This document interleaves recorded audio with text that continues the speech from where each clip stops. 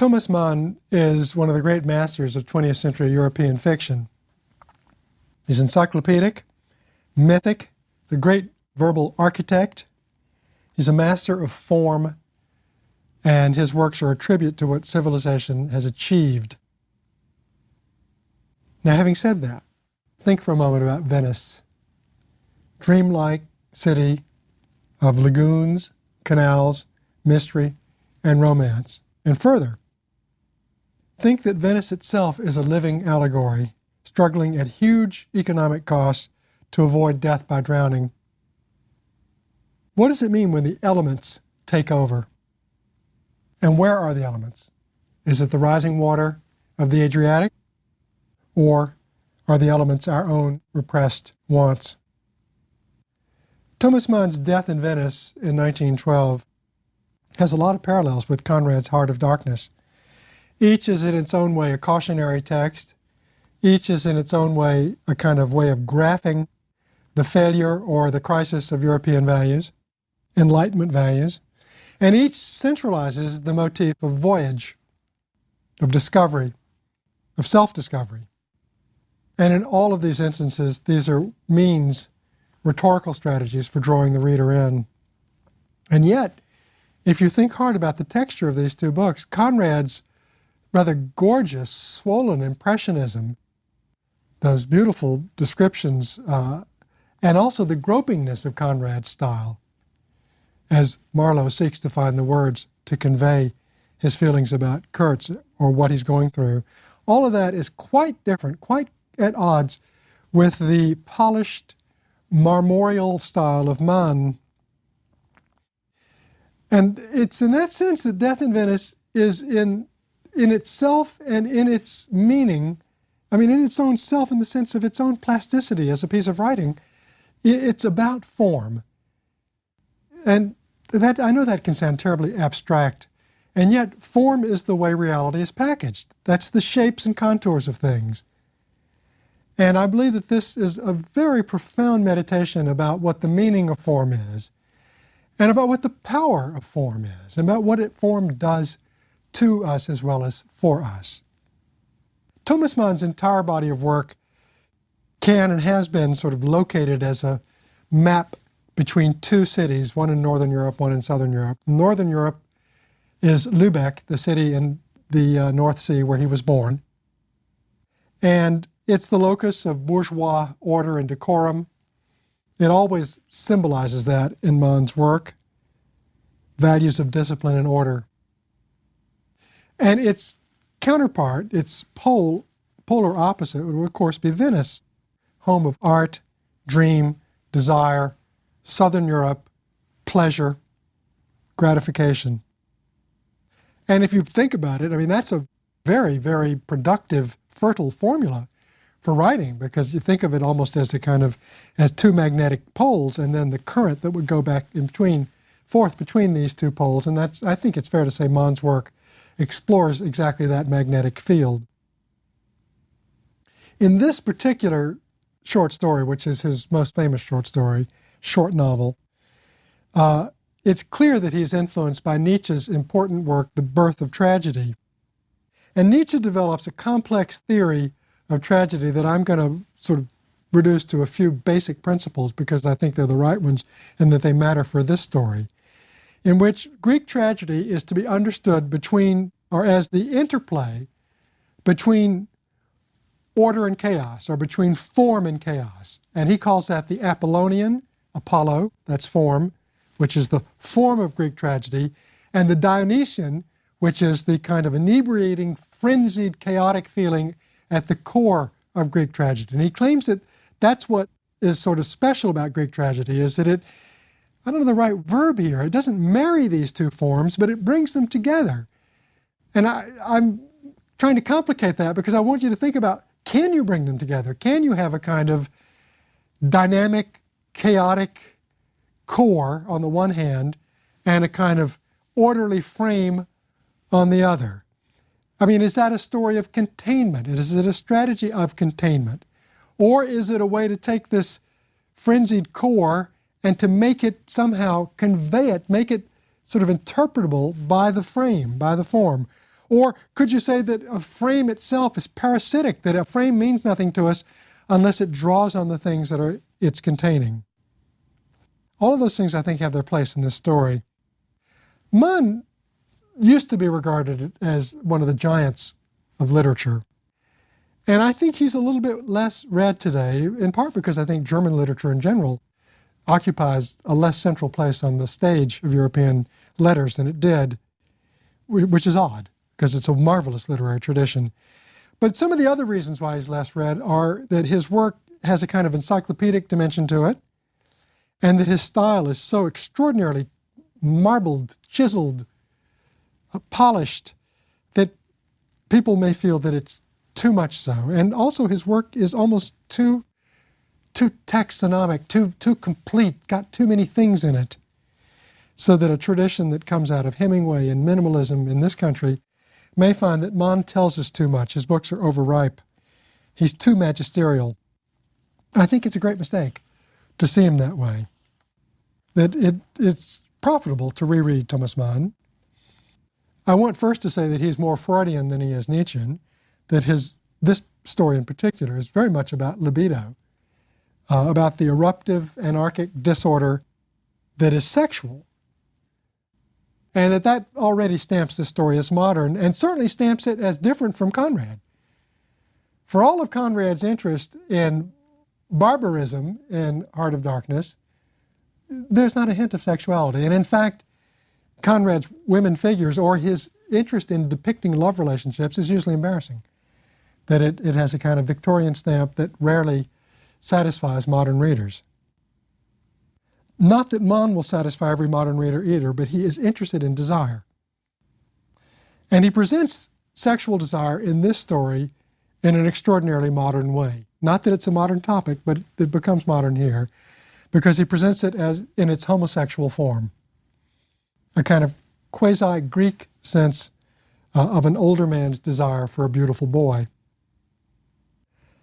It is obviously relevant that Thomas Mann himself was homosexual by inclination. I do not pretend to know and don't care to know the actual details. There's a whole school of prurient literary criticism that gets as much information as it can on the sex lives of authors. That seems to me to miss what's interesting in their work.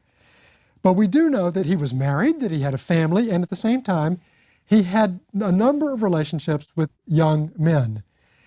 How completely actualized sexually they were is something that I'm not really equipped to discuss, because I'm not really sure of that. But he wasn't entirely closeted either. This was a feature of his life. People knew about it.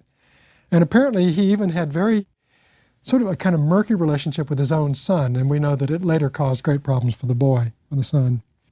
All of that is a kind of preface to an analysis of this story. Its protagonist is a writer. His name is Gustav von Aschenbach, and he is a culture hero of discipline. He is recognized throughout Germany and throughout Europe for his classical style of writing. Once again, same adjectives: polished, marmoreal. He looks a lot like a kind of version of Thomas Mann. And he is anthologized in all of the schools as a kind of moral exemplar for the young. And in particular, he's on record as having no sympathy with the abyss. That's the language that Mann uses. I quote, "His condemnation of all moral shilly-shallying. Explicitly, he renounces sympathy with the abyss. Explicitly, he refutes the flabby humanitarianism of the phrase, tout comprendre, c'est tout pardonner. To understand everything is to pardon everything." This man rejects that kind of facile view of life. He would have thought it probably too Mediterranean, too Southern. He instead believes in constraint, restraint, and form. He's critical of lax behavior. He's critical of bohemian self-indulgence. He's not a moralizer, but he's a disciplinarian. Mann always thought of his work as following in the tradition of Goethe, who was the great giant of German letters. And there's a line I'm going to cite out of memory from one of Goethe's early poems, or one of his poems, not that early.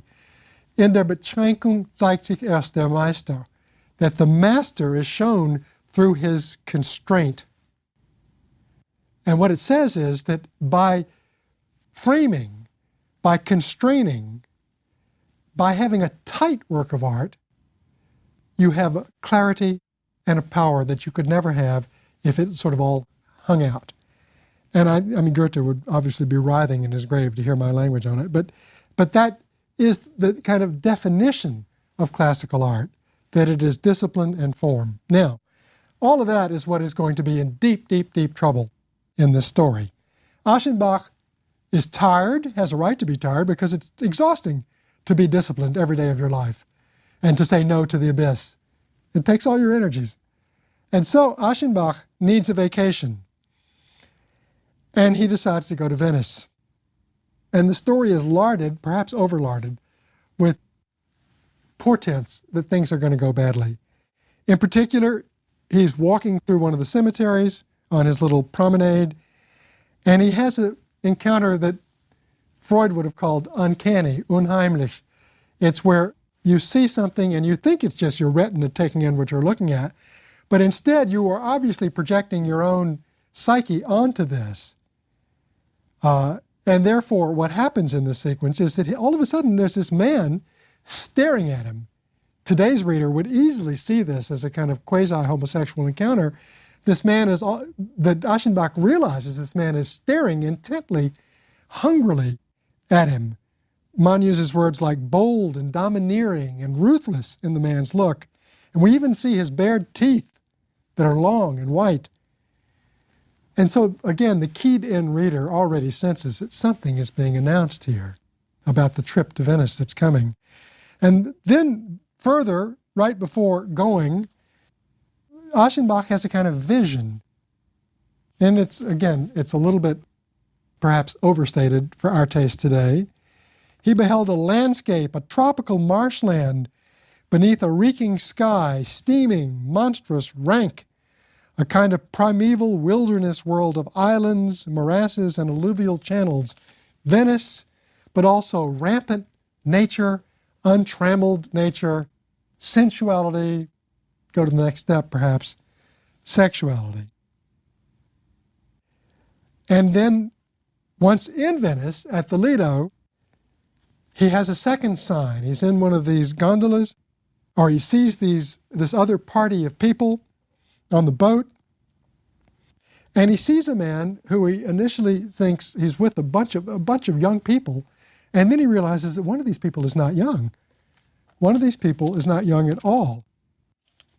He's dressed in a dandified buff suit, rakish Panama, with a colored scarf and a red cravat, and he's the loudest person in the entire group.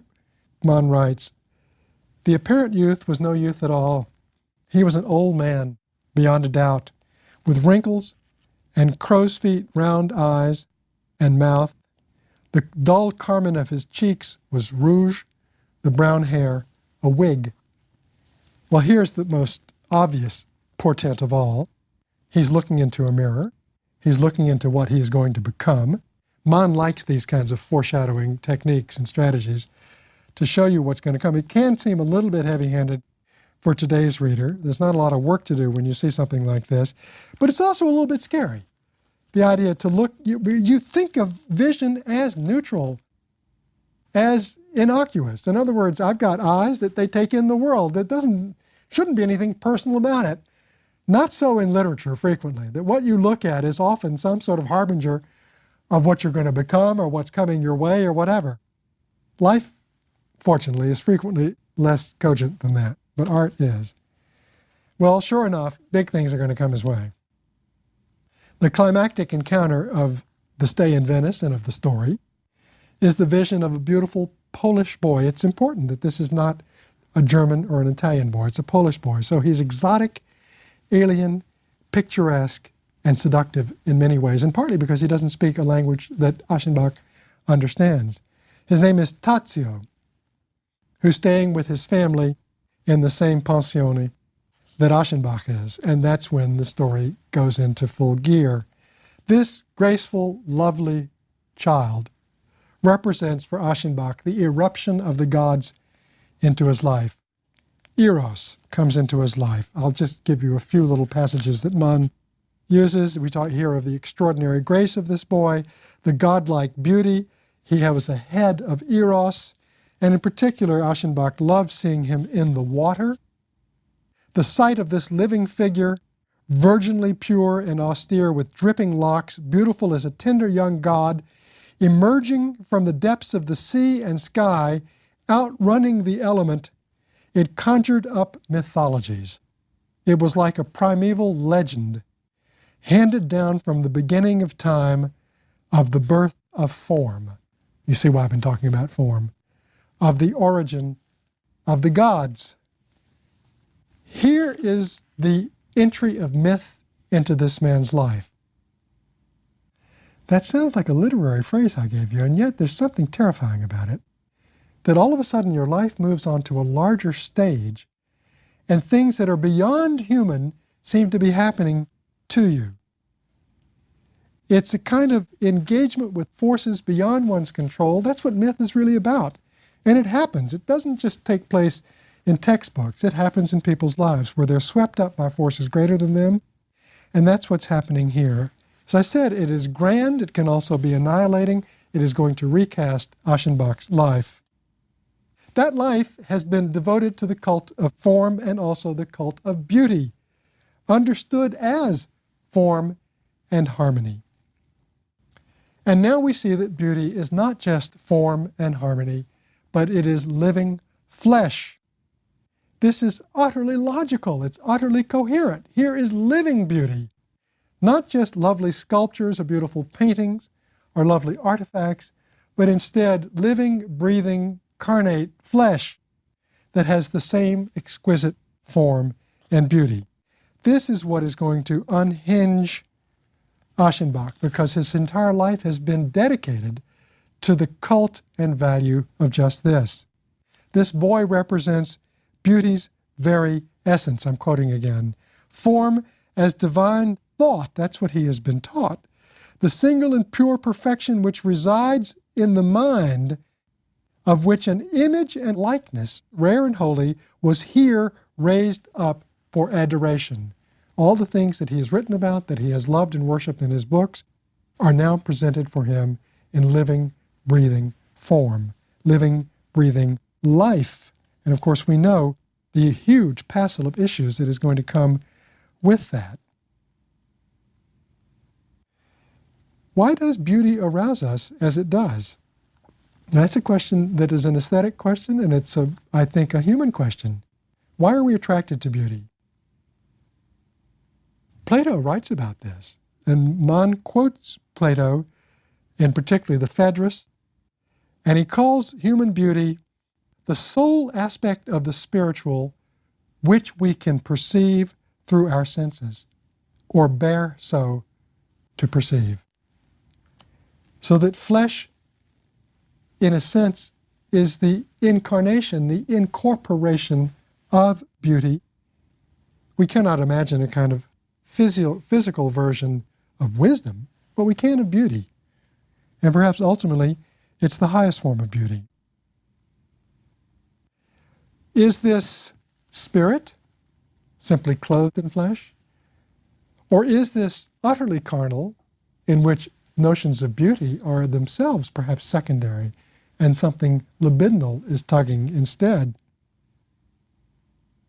And then what does this make the artist, the man who has been in search of beauty, trying to produce beauty?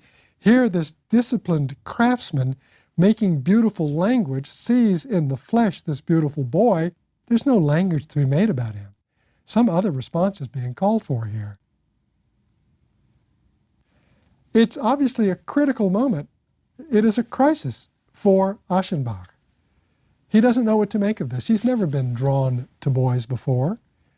But also it challenges his entire thesis about discipline, about control, about restraint, about saying no to the abyss, because he senses that all of that is what is packaged in the beautiful flesh of this boy, which beckons to him, and he cannot say no to it.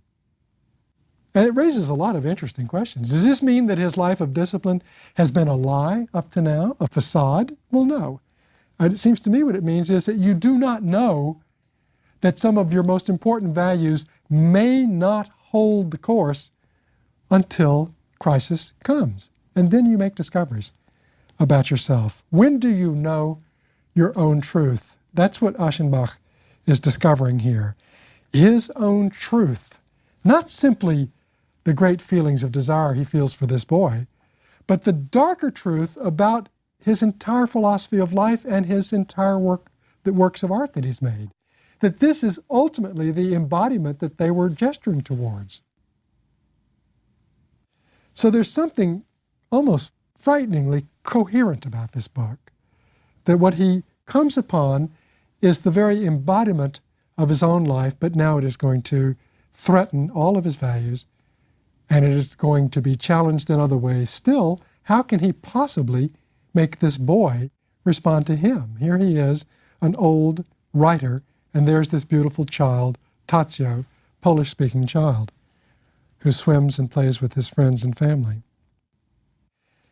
Well, I want to shift gears now because the text shifts gears and it moves into another field, which is the field of disease.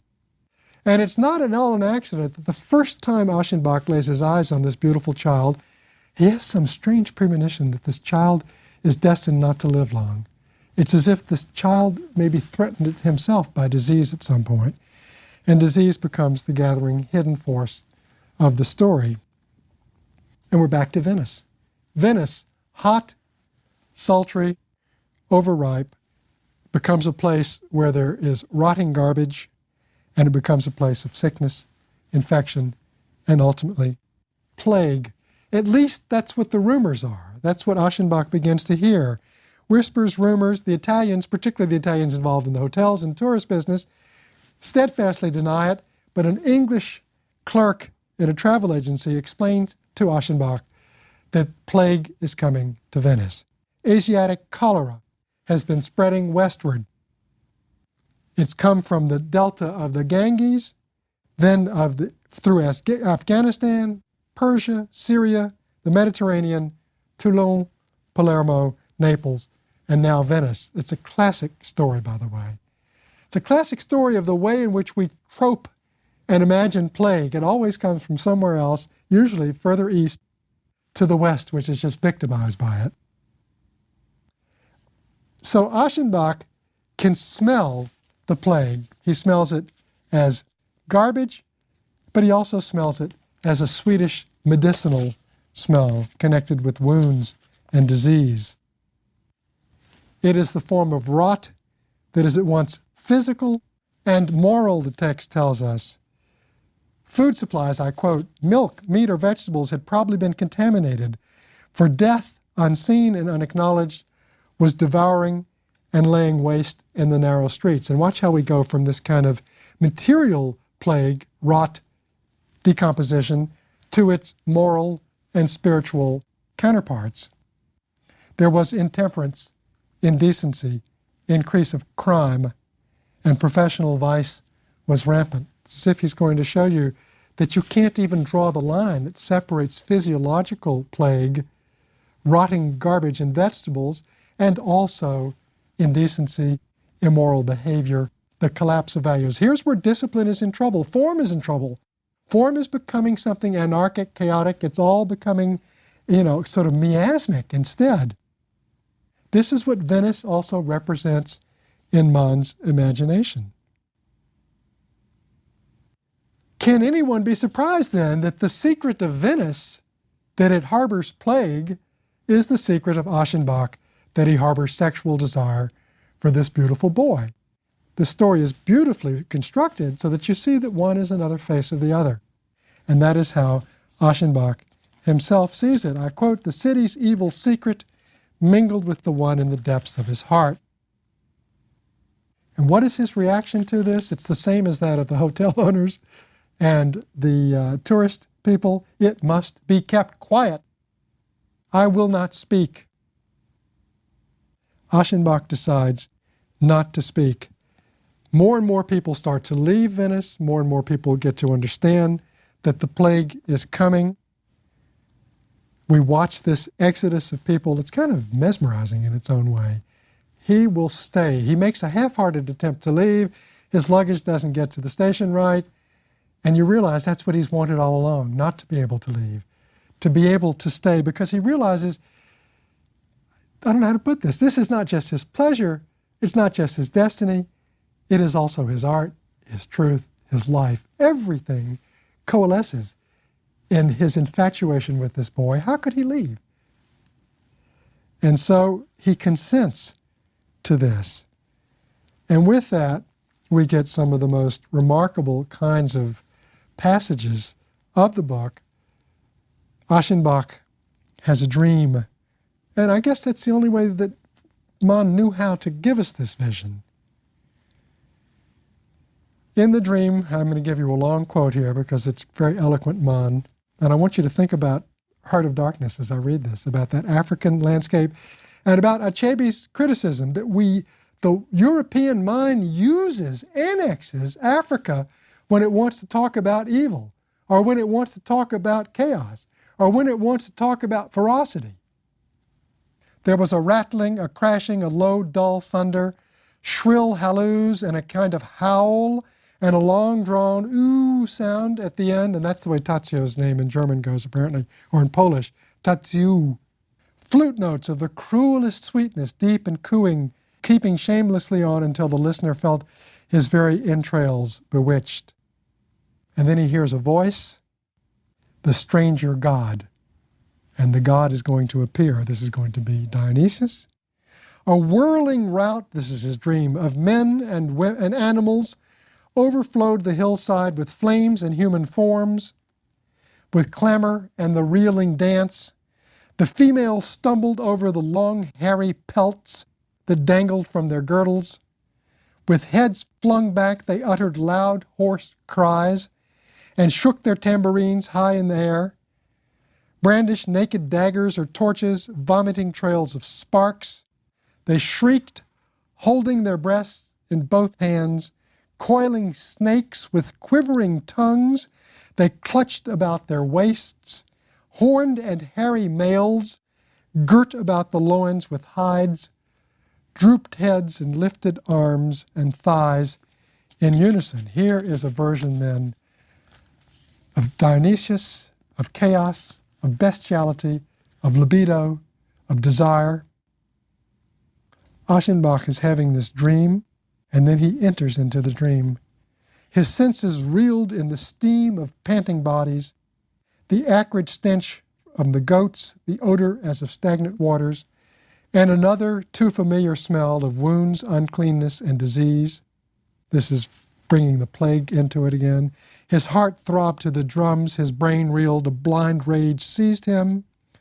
A whirling lust, he craved with all his soul to join the ring that formed about the obscene symbol of the Godhead, this would be the phallus, which they were unveiling and elevating, monstrous and wooden. And it becomes utterly bestial. They laughed, they howled, they thrust their pointed staves into each other's flesh and licked the blood as it ran down, and yet it was he who was flinging himself upon the animals, who bit and tore and swallowed smoking gobbets of flesh. Not much form left by the time you get to the end of this. This is the decomposition scenario. This is the frenzy that totally annihilates all that he has stood for earlier. It is a kind of tragic denouement of sorts. It's horrifying in the sense that the siren song is beauty. Beauty leads to this. You could see this as a kind of parable about desire itself. This is still written, nonetheless, by an older white male European. He wasn't that old when he wrote this. It's hard to put, I think, normative terms on this story as to what sense to make of it. We don't know what these terms mean today. I don't think discipline means for us today what it meant for Thomas Mann. Perhaps it would mean abstinence in today's culture, who is to say? But experience has such, the cult of experience has such, is so value-laden that it's hard to say no to things. And of course, our views on sexuality have changed. And so I remind you of Art's 9 lives that I reminded you of that in Conrad. This story was initially read as a parable about beauty, about art. It's true. But its sexual cargo resonates for us today. This man is dying of repressed desire for a young boy. And one senses, at least I do as I read this, that this Polish-speaking, coy child has some inkling that this older man desires him and lusts after him. And when you step back from the story, what you see is a high-minded but no less passionate man lusting after a child, watching his every move and bringing him into his dreams. And he senses that this has been the occulted hidden truth of his life. A Pandora's box has been opened with this story, and it will continue to resonate in our century as well as the one after. Thank you.